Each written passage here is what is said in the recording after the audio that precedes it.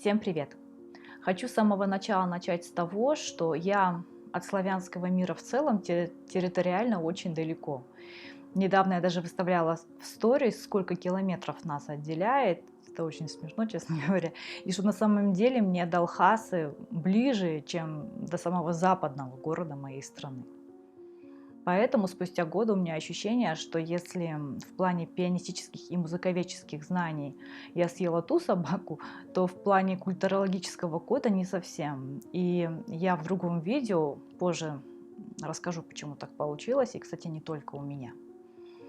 Кстати, касаемо своего пианистического развития. Около 15 лет назад я увлеклась вначале японским пианистическим джазом, позже тюркским в целом, а далее уже дополнила свой багаж армянским.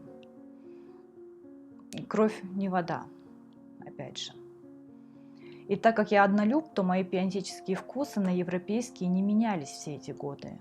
Хотя все эти 6 лет я рассказывала именно о европейской культуре, о европейской музыке, о европейских композиторах, о европейских пианистах, о школах, методах работы. 650 видео о музыке на канале. Канал скорее историко-музыковедческий, чем просто узко-пианистический. Но в любом случае я человек из Азии, и оффлайн живу совершенно в другом мире, о котором никогда не рассказывала, ни о менталитете, ни о культурном коде, ни о советском культурном прошлом, ни о постсоветском настоящем, ни о музыке, ни о чем. Почему? Да потому что как-то с самого начала так повелось, ведь вначале мне нужно было снять для моих учеников всю базу, которая является европейским достоянием, как ни крути. Вот остальное и ушло на второй план. Поэтому, так как на YouTube в самое ближайшее время из русскоязычных зрителей останется малое количество жителей Российской Федерации, блокирую доступ к международной информации людям, в курсе, да? Наверное, буду больше времени уделять русскоязычным из других постсоветских стран, в частности, тюркских стран, которые по культурному коду мне ближе на самом-то деле. Ни у кого никогда не возникало вопроса, почему в высшем руководстве СССР не было представителей тюркских или мусульманских народов. В Кремле сидели русские, грузины, армяне, украинцы и евреи. Все, больше никаких других народов. Никому никогда не приходило в голову сопоставить как-то вот эти исторические факты, такие как депортации, как голод определенных народов, с тем, кто сидел у власти в Кремле. Про это есть книга «Тюрьма народов», где автор все четко рассказывает. Узнать, кто автор, кем он был в Советском Союзе, я давайте оставлю эту привилегию вам, а приведу лишь цитату. Итак, в соответствии с негласной шкалой неполноценности армяне, грузины и украинцы лучше других нерусских. Азиатам из советских республик, тем, у кого желтая кожа и узкие глаза, отводится место в самом низу этой шкалы. Эти слова можно сопоставить с другим историческим событием, которое происходило 3 раза, но и расскажу о втором в 20 веке. Начать хочу с отрывка из книги «Хроника великого джута» Валерия Федоровича Михайлова. Итак, цитата. В 1932 году Казахстан был охвачен ужасным голодом. Мусрепов с 4 товарищами написали письма в крайком о перегибах в коллективизации. И обвинили их всех в национализме.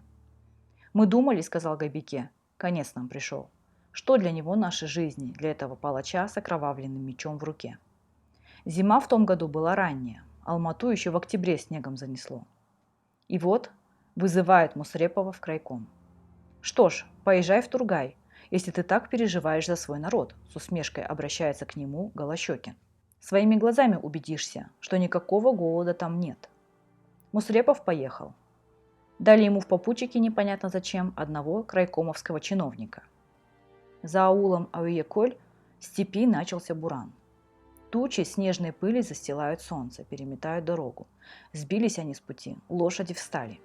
И вдруг Мусрепов замечает, в стороне что-то торчит из сугробов, словно корявые сучья саксаула. Он соскочил с саней и подошел. Под снегом лежали трупы людей, вперемешку, в повалку. Зашагал дальше и увидел трупы, собранные в кучу и уложенные штабелями. Они были, как вышки на пикетах, сказал Габен. Благодаря им и отыскали дорогу. Трупы высились по обеим ее сторонам. Ничего страшнее я не видел. Мужчины пошли по следу, который вел прямо к юрте. Распахнули дверь. Неожиданно внутри пустого жилища раздался тонкий пронзительный звук, от которого все похолодели.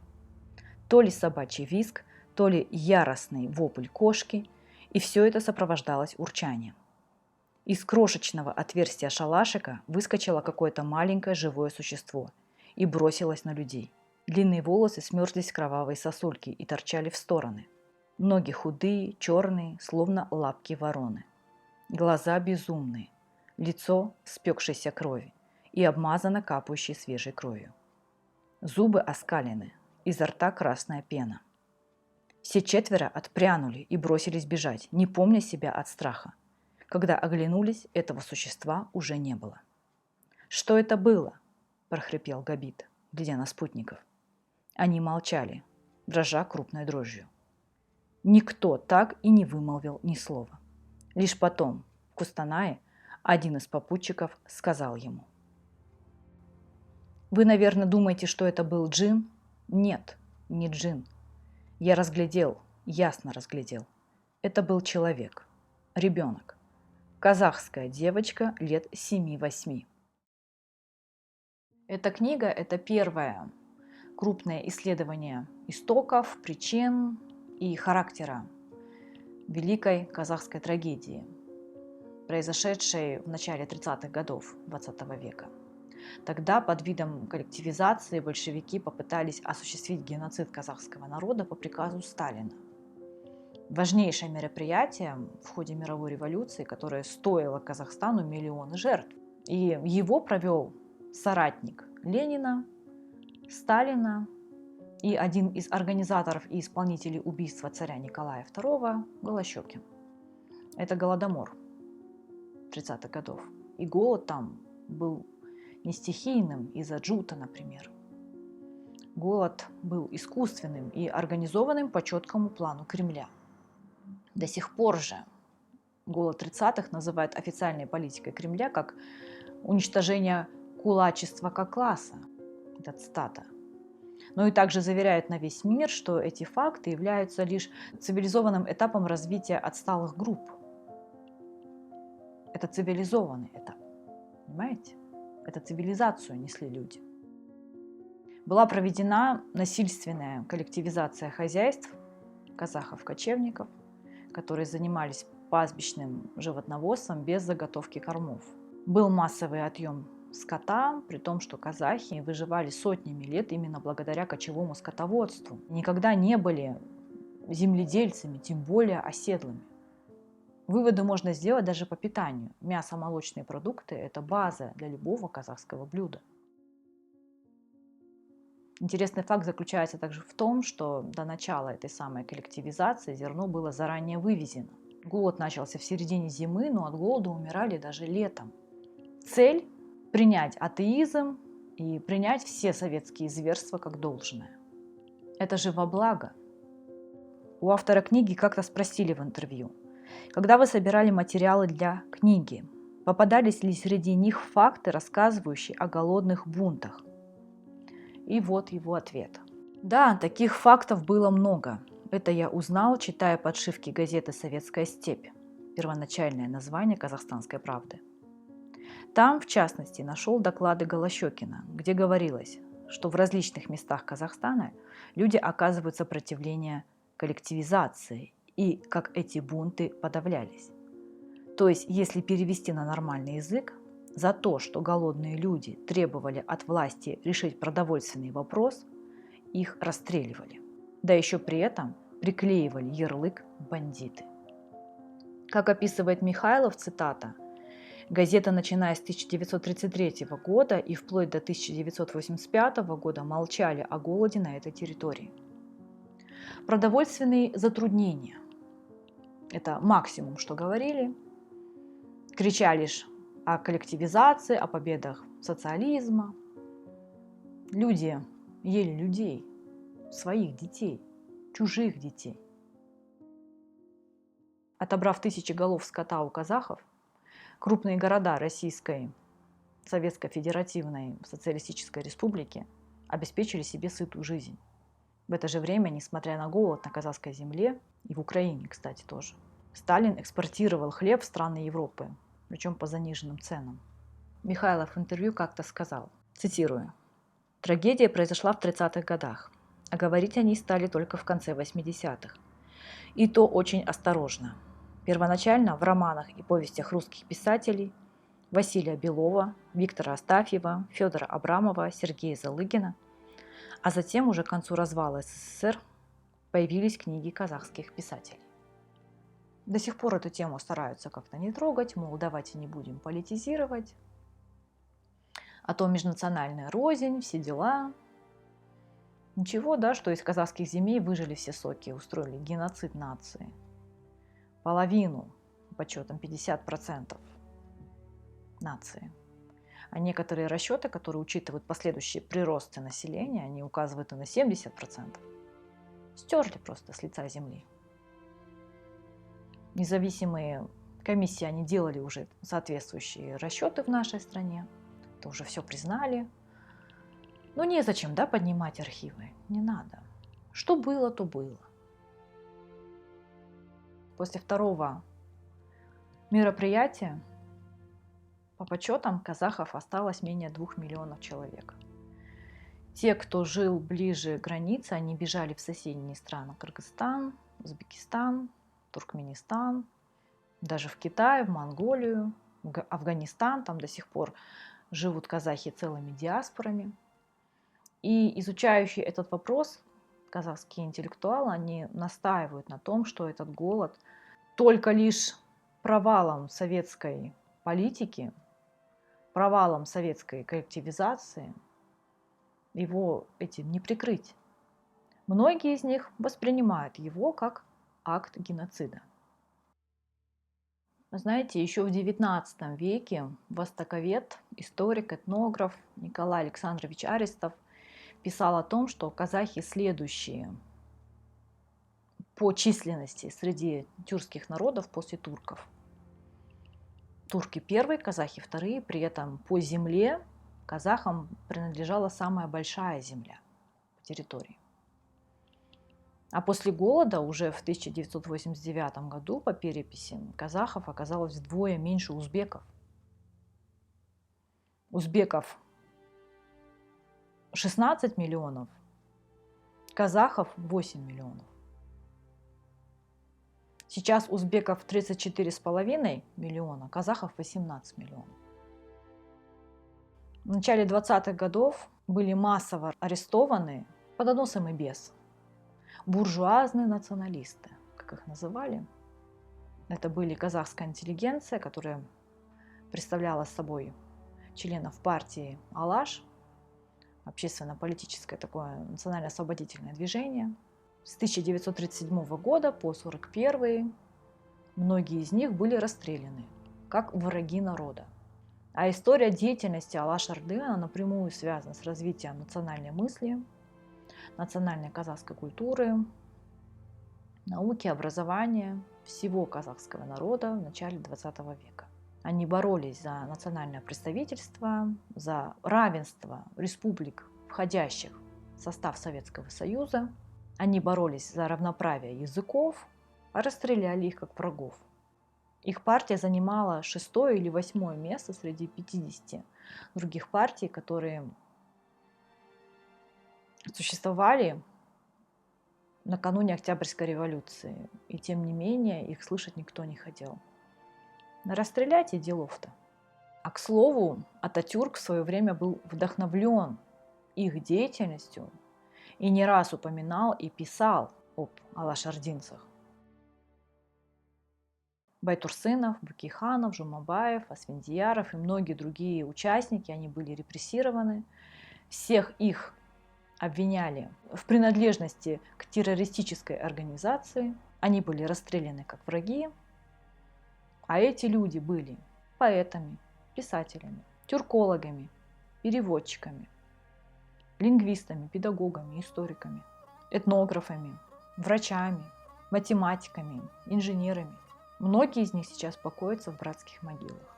Гонения казахской интеллигенции на этом не закончились, и продолжались они в итоге 40 лет, начиная с 20-х годов и до середины 50-х, пока Сталин не умер. Тех, кто расследовал голод 30-х годов, тех, кто как-то отстаивал интересы Казахстана, открыто выражая свой протест, их обвиняли в национал-фашизме, их обвиняли в связях с японской разведкой, их обвиняли в шпионаже. Ну и что делали? Расстреливали. Люди пропадали. Их отправляли в лагеря. Тех, кто хоть как-то расследовал голод 30-х годов, их обвиняли в национал-фашизме, их обвиняли в связях с японской разведкой, их обвиняли в шпионаже, ну и по сфабрикованным делам расстреливали или отправляли в лагеря. Все просто. Широко практиковались обвинения в национал-уклонизме, в создании каких-то националистических организаций, которые добивались якобы отделения республики от Союза. Многие лица также были репрессированы по обвинению в подготовке каких-то там диверсий, саботажа и так далее. То есть у нас происходит вечный поиск врагов народа. Нетерпимость к инакомыслию, нетерпимость к инакодействию, безусловный культ личности Сталина и укрепление культа личности Голощёкина в Казахстане. Знаете, получается так, что реальность расизма, она противоречит картине социального равенства, которым так кичились в Советском Союзе. Кнутом и голодом некоторых заставляют полюбить коммунизм. А затем за красивыми лозунгами, за красивыми картинками спрятались. И молодежь, молодые люди, которые младше 40 лет, они смотрят и хотят вернуть эту жизнь с картинок. Конечно, ненужные документы можно и уничтожить, плакатные лозунги распространить, безусловно. Вот следующие поколения у нас и ориентируются на картинки. Если бы не геноцид и истребление интеллигенции, не истребление народа, то казахи были бы по численности сейчас 40-50 миллионов, хотя бы как украинцы. И это был бы самый крупный тюркский центр. После искусственного голодомора территория Казахстана была освобождена для лагерей изменников Родины. Всего на территории Казахстана было 11 лагерей ГУЛАГ. Перечисляю. Алжир, Карлак, Дальний, Степной, Песчаный, Камышлак, Актюбинский, Джесказганлак, Петропавловский, лагерь Кингир и Усть-Каменогорский. В начале 20 века в результате столыпинской переселенческой политики в Казахстане произошел значительный рост русско-украинского населения. В период с 1935 по 1940 годы имели место постоянные депортации поляков из Западной Украины, Белоруссии, Литвы, опять же в Казахстан. В годы Второй мировой войны в Казахстан также насильственно были переселены немцы с Поволжья, с Кавказа, чеченцы, ингуши, калмыки, крымские татары, корейцы и другие народы. Миллионы новых переселенцев, все они участвовали в индустриализации, в подъеме целины. И эти депортированные народы в итоге серьезно превысили по численности коренное население и превратили его скорее в национальное меньшинство. Потому что удельный вес казахов к этому времени был менее 28%. Получилось так, что они не по своей воле стали как бы инструментом ущемления исторических прав казахов, притеснения их на своей же территории. В итоге сразу же после Второго голодомора Казахстану в 1936 году, как насмешка, была пожалована корона союзной республики. И сегодня необходимо осознавать то, что этим мы обязаны миллионным жертвам Великого голода.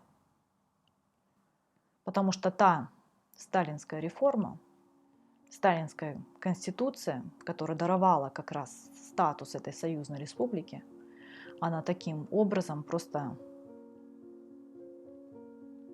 замаскировала ничем не смываемый грех.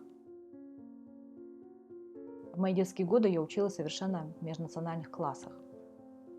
Русские, украинцы, грузины, армяне, азербайджанцы, балкарцы, турки, казахи, уйгуры. В том частном районе, в котором я жила раньше, школа на 80% состояла из чеченцев и балкарцев. Мой дедушка всю жизнь дружил с балкарцами, присутствовал на всех их праздниках до самой смерти. Казахи отмечают вместе Пасху, Наурыз поздравляют с Уразой. Я выросла в такой культуре. Традиции, языки, музыка, все смешалось. Получился такой казахстанский симбиоз. Такое никому не повторить. С середины нулевых заметно выросла численность казахов в Казахстане, теперь уже более 70%. Причина тому скорее высокая рождаемость среди казахского населения, казахоязычного, коренного. И многие же молодые русскоязычные, они уехали в годы программы возвращения на родину. Округляя, русские у нас остались в основном только пенсионеры.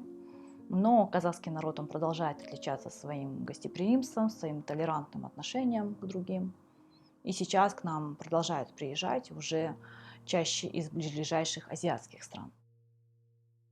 К слову, еще хочу добавить, что следующий вопрос я досконально не изучала, но есть факт того, что во времена первого голодомора в 21-23 годы в Актюбинскую область Казахстана каким-то чудом допустили американскую администрацию помощи. Кроме непосредственной выдачи продовольственных пайков, американцы также устраивали пункты помощи, кормили людей в столовых. Когда советская власть попыталась вмешаться в систему раздачи еды, то компания заявила, что кормить они будут всех нуждающихся, а не только на кого укажут. Первый голодомор обошелся казахам в 1 миллион человек, и их было бы больше, наверное, если бы не помощь. Но на второй голодомор, устроенный советской властью, их не пустили. А все публикации в западной прессе в СССР называли фашистской пропагандой. Ну, никак иначе, безусловно. Имеет ли право Казахстан ненавидеть советскую власть и не хотеть ее возвращения? Каждый останется при своем мнении. Спасибо, что посмотрели. Всем пока.